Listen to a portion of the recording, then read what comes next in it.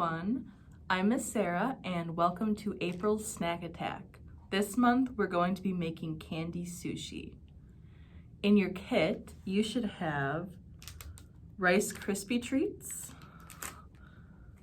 fruit by the foot, and Swedish fish. If you have plastic or butter knives at home or some cookie cutters, you can use those too to make shapes. If you don't, your hands work just as well. The first thing I did before I started was wash my hands, and then I unwrapped all my ingredients and put them on a paper plate. I am going to be using a plastic knife to help me. You can use a knife with the help of your adult as well, or you can just use your hands.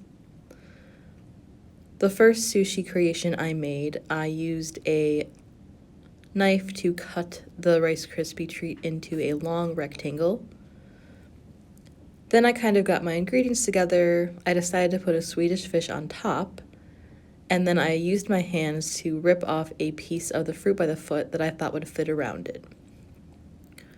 The Rice Krispie treat is pretty sticky, so you should be able to stick most things to it with no problem. You can follow what I'm doing and copy it, or you can make up your own creation, whatever you'd like to do. Once I had put the Rice Krispie treat and the fruit by the foot together, I ripped off another piece of the fruit by the foot into a thinner strip, and then I wrapped that around the other side over the top of the Swedish fish and on the bottom to kind of make a crisscross pattern. And then I put that to the side, and then I began my second creation. I cut another strip with my knife again, but this time, instead of leaving it as a rectangle, I used my hands to kind of squish it into a circular shape. Rice Krispie treats are pretty easy to squish with your hand, so you can use that, or you can use another cookie cutter and knife as well. I ripped off another piece of the fruit by the foot that I thought would fit around it, and I wrapped it around it just like the other one. Since this one was a little bit smaller, I decided instead of using a whole Swedish fish, I would just use half. So I used my hands to kind of tear that Swedish fish in half, and I put half on top.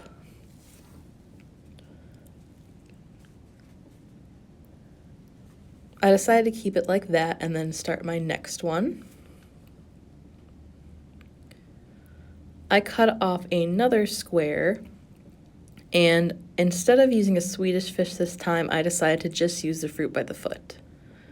So I ripped off into a thinner strip, and I put it around the bottom and the top like others, and then I ripped off another piece and kind of did another crisscross pattern with alternating colors to make it kind of look like a present.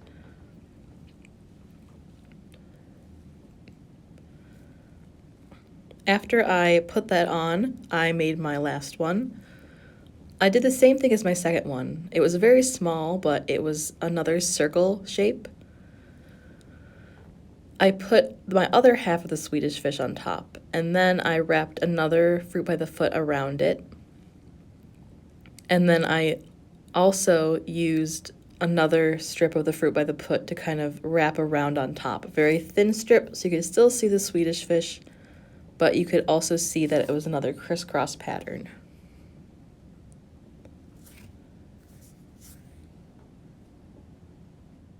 Here are the final products after I finished.